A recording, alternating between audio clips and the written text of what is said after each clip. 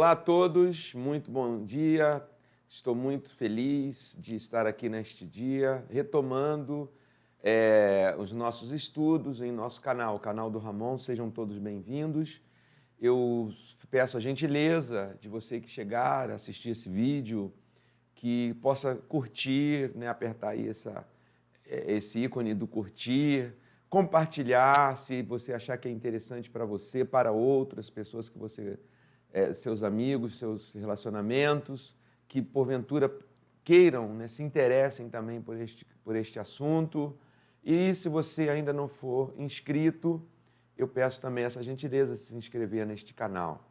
Isso também nos motiva e nos ajuda muito junto à plataforma que está nos hospedando aqui, né, que é o YouTube. Então, muito obrigado por tudo. Hoje eu gostaria de compartilhar, a partir nos evangelhos, né, o nosso tema central, o nosso assunto central é Jesus Cristo. Ele é a base do que nós queremos estudar aqui, do que nós queremos pesquisar, compartilhar. A base é Jesus Cristo. Então, nós estamos... eu já tive um blog que eu chamei de arqueologia, porque a arqueologia é uma ciência que vai buscar os vestígios materiais de uma cultura, os vestígios que aquela cultura, do qual ela se representou, cultura de séculos atrás, de milênios atrás, né? É uma ciência muito interessante, eu gosto muito dessa ciência, desse trabalho que a arqueologia faz, de ao encontrar algo que, uma pedra com uma inscrição, ao encontrar um símbolo, ao encontrar artefatos de alimentos, enfim, coisas daquela cultura que não falam, né? Onde os seus agentes já não estão mais aqui para falar o que aquilo representava. Então, o arqueólogo vai, depois dessas descobertas, tentar fazer uma hermenêutica, uma interpretação daquilo que é material, para tentar chegar àquela cultura, dar voz, né, àquelas agentes que já não existem mais, e ao entender e ao interpretar, trazê-los para que eles possam dizer, aquela cultura possa falar outra vez porque eles, né, enfim, porque eles se agrupavam daquele jeito, porque eles viviam a arte daquele jeito, ou a música, ou o que seja, né, a religião, etc. Então, eu dei esse nome àquele blog de arqueologia. E por isso, porque é o que nós queremos fazer essa arqueologia hoje do cristianismo, voltando às origens. E a origem do cristianismo não são os profetas, ou os apóstolos, ou as igrejas, ou quem falou durante os séculos sobre o cristianismo. As origens é o próprio Jesus Cristo. Então, por isso, nós temos colocado neste canal esta perspectiva arqueológica, digamos assim, de procura, de busca, juntos, escavando. Nós estamos aqui escavando, né? E tirando esses sedimentos de séculos e séculos que foram colocados sobre a figura, sobre a pessoa de Jesus, dando-lhe várias outras interpretações. Mas qual é a interpretação? Que era... Como Jesus perguntou certa vez aos discípulos: e quem dizem que eu sou? Uns dizem que o Senhor era Elias, outros dizem que o Senhor era tal, né? Já naquele momento, na presença física de Jesus aqui, já haviam várias interpretações, e ele se volta para os seus discípulos e lhes pergunta: e vocês? Quem vocês dizem que eu sou? Então, aí que o Pedro falou: você é o Cristo, Filho do Deus vivo, né? Teve essa revelação, olhando ali para Jesus, andando com Jesus, e Jesus o felicita e diz: bem-aventurado você é, Simão Bar-Jonas, porque não foi a carne nem sangue que te revelou, mas meu Pai que revelou a você quem eu sou. Então, responder essa pergunta é um desafio maravilhoso, tremendo. Eu diria até que é um trabalho para uma vida, de busca dessa arqueologia, dessa analogia que eu fiz, porque há muitos sedimentos nesse quem dizem que eu sou, sobre a pessoa de Jesus. Então, hoje nós vamos cavar mais um pouquinho, vamos tirar aí uma poeirinha dos séculos, para a realidade atual e tentando enxergar melhor. A partir do chamado Sermão do Monte, Sermão da Montanha, muito conhecido, uma das peças, né, mais admiradas por todas as pessoas quando se fala de Jesus Cristo, mesmo quem não é seu seguidor, mesmo quem não professa a fé em Cristo, tem nesse sermão assim, algo comparável aos grandes ensinamentos dos grandes mestres da história da humanidade. Está lá, né? Isso daí está naquele edifício ali. Olha, tem um sermão, tem essas palavras. Mas nós não estamos aqui a ver Jesus como um dos grandes mestres da história, um dos melhores ou o que seja. Mas nós estamos aqui procurando nestas palavras exatamente o conhecimento sobre ele. Não estamos aqui a admirar a palavra em si, as palavras do sermão em si, mas o que essas palavras vão falar sobre ele, sobre Jesus. Porque foi isso que os evangelistas fizeram no seu tempo. Mateus no capítulo 5 e Lucas no capítulo 6, eles reproduziram bem depois, décadas depois, aproximadamente 40 anos depois que Jesus fez este sermão. Então, assim, ipsis literis, literalmente, nós temos as memórias de quem esteve lá, nós temos os relatos de quem ouviu, e depois que os evangelistas foram escrever, eles procuraram escrever para o seu tempo, exatamente para fazer o que nós estamos tentando fazer aqui, para dizer àquelas novas gerações, aquelas pessoas que não andaram com Jesus, Mateus ou Levi andou com Jesus, mas Lucas não, né? Então, essas pessoas, essas comunidades que já tinham surgido depois da ressurreição e assunção do Senhor Jesus aos céus, surgiram as igrejas, as comunidades que perguntavam-se, além delas se perguntarem quem era Jesus, elas também eram influenciadas pelas suas culturas.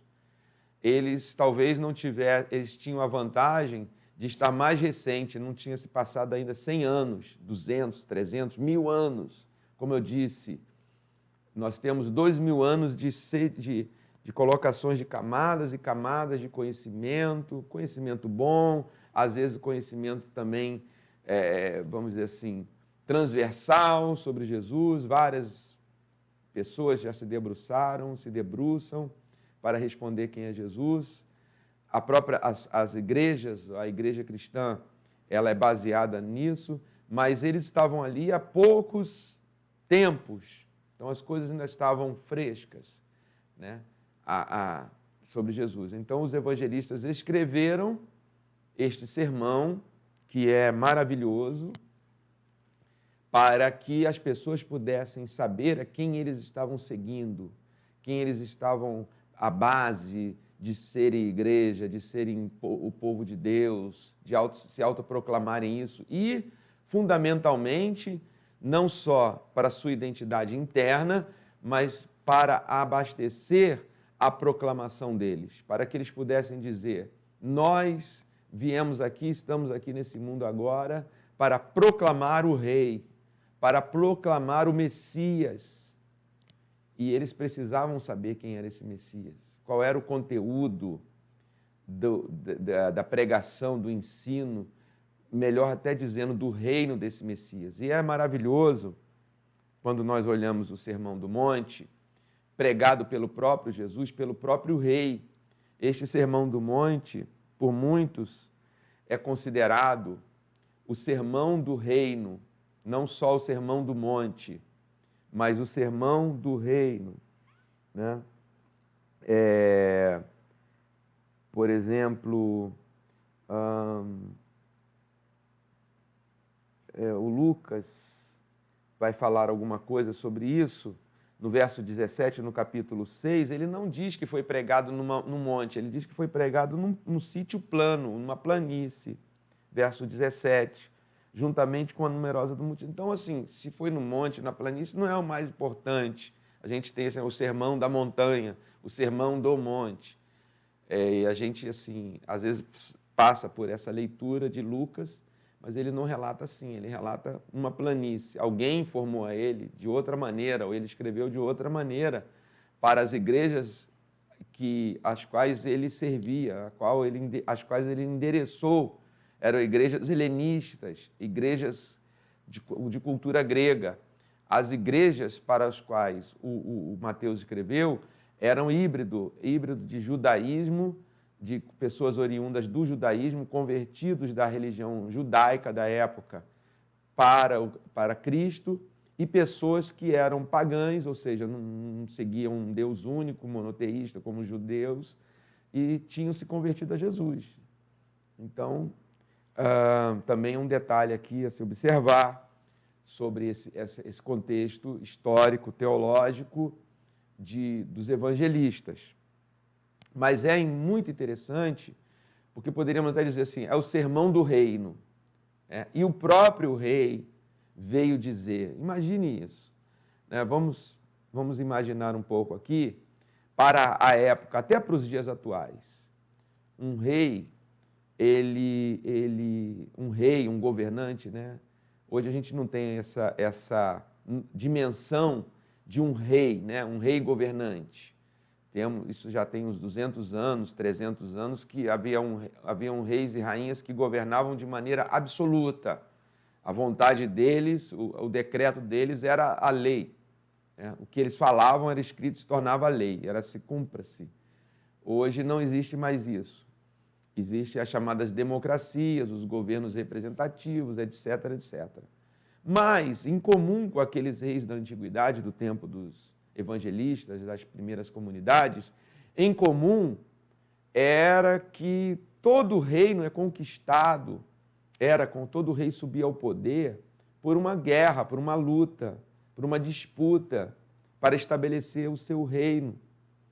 Então isso deveria ser muito nítido para as pessoas quando se falava de um reino, do Messias, né? Para os judeus, o Messias, ele vai governar, estabelecer o reino de Deus, ele vai colocar o reino de Deus, ele vai tirar o reino de Deus que nós esperamos pela fé que aguardamos nos nossos corações, essa promessa que está nas Escrituras, que nós cremos nisso, quer dizer, os judeus têm esse crédito muito grande nos tempos de Jesus, porque eles estavam guardando a esperança messiânica, quando nenhum outro povo na terra esperava o Messias, o Salvador, o Redentor, eles mantinham essa esperança messiânica, né? Virá um rei, virá o Salvador, o ungido, o Messias quer dizer o ungido do Senhor, o ungido de Deus, que está nas Escrituras, prometido a Davi, prometido aos profetas, prometido aos patriarcas,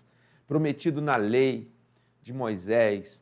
E eles viviam isso internamente, mas eles sonhavam quando isso acontecesse externamente, quando enfim o reino se realizasse, quando enfim o reino de Deus se materializasse nesta pessoa que viria. Então havia essa expectativa nos tempos de Jesus, né? Mas eles também, como nós, estavam contaminados pela sua cultura. Quando se falava de um rei, era um rei como Herodes, um rei como Davi no seu imaginário, na sua história, um rei como Salomão, né? Com toda aquela corte, com todas aquelas pompas, com todos os rituais culturais de um rei ou de uma rainha. Os judeus, durante séculos, tiveram reis e rainhas. Depois de Saul e de Davi, os primeiros reis, tiveram reis e rainhas durante séculos. Muitas vezes bons, mas na maioria das vezes reis que não vamos dizer assim, não encarnavam os ideais do reino de Deus, que já se encontrava esses ideais, essas pistas, né? Esse espírito, digamos assim, do reino de Deus já estava na lei, já estava antes da lei nos relatos, né? do Senhor, através dos patriarcas, antes mesmo de Moisés, antes mesmo de Moisés receber e outorgar a lei, já nos escritos antigos, anteriores, ou nos relatos antigos ou anteriores, já se havia esse espírito do reino de Deus, que viria, a justiça de Deus, a justiça de Deus. Então, isso era uma coisa que os judeus, no tempo de Jesus, deveriam esperar. Há um rei, há um imperador mundial, dominou nossas terras, dominou nosso povo, impõe a sua vontade. Somos obrigados a conviver com coisas na nossa terra que para nós macula a nossa terra, né? Tira a pureza espiritual da nossa terra, põe deuses aqui, festas pagãs, seus hábitos pagãos, tudo isso, mas eles nos oprimem, eles fazem com que os pobres sofram, né? Com que as pessoas não tenham direitos, nem se tinha essa ideia de direitos, né? Mas os judeus se sentiam realmente ali um povo oprimido por um poder externo, exterior, não só pela força essa coisa de esmagar a sua religião, mas também esmagar a sua sociedade, a sua economia.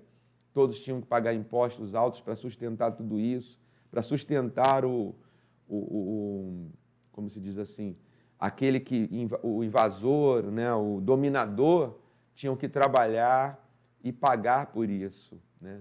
Até isso lhes era negado, assim. Eles tinham que pagar por essa dominação, para manter aquelas legiões, para manter aqueles exércitos sobre a sua terra e outras terras. Eles tinham que pagar imposto por isso, impostos que empobreciam as pessoas. Então vem Jesus nesse cenário, nesse contexto, como o rei, como o Messias, se revelando. Nós já vimos em outros vídeos, por exemplo, falamos aqui que quando Jesus curava as pessoas ou as libertava de poderes espirituais malignos que as dominavam, Jesus estava revelando o seu reino, revelando que no reino de Deus, né, agora as pessoas não passariam mais por essas enfermidades, as pessoas seriam libertas, que até no sentido escatológico, quer dizer, a pessoa seria curada, mas ela ficaria doente outra vez? Ficaria, estaria sujeita a uma doença. Mas ele também estava dizendo escatologicamente que quando o reino definitivamente de Deus viesse, que ele era o introdutor desse reino, e ele deixaria esse reino nessa terra para continuar. Quando esse reino fosse estabelecido definitivamente, não haveria mais doença, não haveria mais morte. A sua ressurreição fala disso. Não haveria mais opressão maligna, porque não haveriam espíritos malignos convivendo com as pessoas para se apossar delas, da mente delas, do coração, da alma delas, destruí-las, como ele ensinou isso. Eu sou o bom pastor dá a vida pelas ovelhas, mas o ladrão veio para roubar, matar e destruir. Então Jesus estava ele em pessoa, como todo rei, implantando o seu reino, mas não de uma forma violenta, agressiva, não de uma forma arbitrária ou até mesmo injusta. Até hoje nós vivemos numa democracia, mas nós temos, né, dos nossos governantes muitas vezes esse sentimento de assim, não foi a melhor maneira. Não é o mais justo, né? O mais justo é aquele que olhasse tal situação.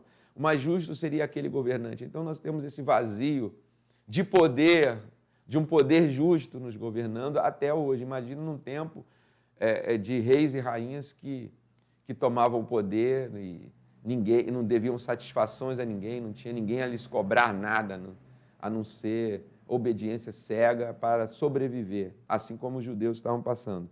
Então Jesus vem e está implantando o seu reino, ensinando esse reino, com parábolas, demonstrando de uma maneira absolutamente diferente como as coisas e está pregando aos pobres. É maravilhoso aquele momento em que Jesus envia uma resposta ao João Batista no cárcere. Alguns discípulos de João foram a Jesus a pedido dele, João preso, sabendo que a sua vida estava chegando ao fim, que daquela prisão ele não sairia mais vivo, então a sua alma está ali angustiada, e ele teve uma vida inteira com uma única missão: preparar o caminho deste rei, deste Messias. Então deve ter batido ali naquele momento uma dúvida humana, angustiante nele. Será que esse Jesus Cristo é realmente aquele que devia vir? Então, envia pessoas a perguntar a Jesus. E Jesus lhes diz o quê? Diga a João que os cegos estão vendo, os surdos estão ouvindo, os coxos estão andando, e aos pobres está sendo pregado o reino de Deus. Ele está ali diferenciando, demarcando o seu reino. E é isso que ele faz no Sermão do Monte, ou no Sermão da Montanha, ou no Sermão do Reino, como você queira, que ele prega, ele ensina. E depois os evangelistas vão reproduzir, vão colocar em texto para servir as comunidades, para que se saiba que reino é esse, como se deve comportar nesse reino, quais são as características, quais são os sintomas.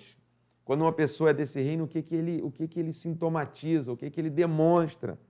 Por exemplo, aqui, ele é humilde, essa pessoa chora, essa pessoa é mansa, essa pessoa tem fome e sede de justiça, essa pessoa é misericordiosa, essa pessoa é limpa de coração, é pacificadora, essa pessoa é perseguida por causa da justiça, essa pessoa é injuriada pela causa, essa pessoa sofre, mas essa pessoa, os humildes herdarão o reino dos céus, esse reino dele. Essas pessoas que choram serão consoladas, essas pessoas mansas herdarão a terra, essas pessoas que têm fome de sede de justiça serão fartos, essas pessoas misericordiosas alcançarão misericórdia, essas pessoas limpas de coração verão a Deus, essas pessoas pacificadoras serão chamadas de filhas de Deus, ou filhos de Deus. Os perseguidos por causa da justiça, o reino dos céus é deles. Os que forem injuriados pela causa do rei, e que deverão regozijar, terão essa característica de se exultar, de se sentirem felizes, alegres, porque o galardão deles nos céus é muito grande. Então, assim ele estabelece ali em pessoa as características dos seguidores dele, que somos nós. E através da reflexão, da meditação e da busca nele, em Jesus, por essas características, é que nós, nos dias de hoje, podemos trazer ainda mais à tona a pessoa de Jesus. Porque nós nunca seremos perfeitos, mas nós seremos perfeitos à medida que nós tivermos a aparência de Jesus, tivermos a semelhança de Jesus nessa terra. E aí sim, o reino de Deus, nesse momento, ele vai ficar mais visível, vai deixar de ser algo que nós desejamos, ansiamos, oramos como os judeus antigos, buscamos, proclamamos, dizemos em palavras, mas o reino de Deus vai se tornar mais tangível, mais visível. Por causa de Jesus, por causa da palavra dele, por causa da presença dele em nós, que vai se manifestando. Então, hoje é a nossa reflexão aqui, baseado em Mateus capítulo 5 e Lucas capítulo 6, e que você possa estar refletindo mais. O Mateus escreveu até o capítulo 7 do seu evangelho, dando continuidade a todas essas características que Jesus estava proclamando, né, na sua vida, no seu ministério, no seu reino, não apenas ideias que ele estava propagando, por isso ele não é mais um grande mestre, um grande filósofo, um grande pessoa do ensino mundial, global, humano, mas ele estava implantando algo, e este algo é o seu reino, na sua própria pessoa. E também em Lucas capítulo 6. Que Deus abençoe, um grande abraço e até o próximo vídeo. E como eu disse, deixa aí o seu curtir, deixa a sua inscrição neste canal, compartilhe ele. Nós queremos que esse é o nosso objetivo, que esse conhecimento cresça e que possa alcançar muitas outras pessoas nisso tudo. Que Deus abençoe. Muito obrigado.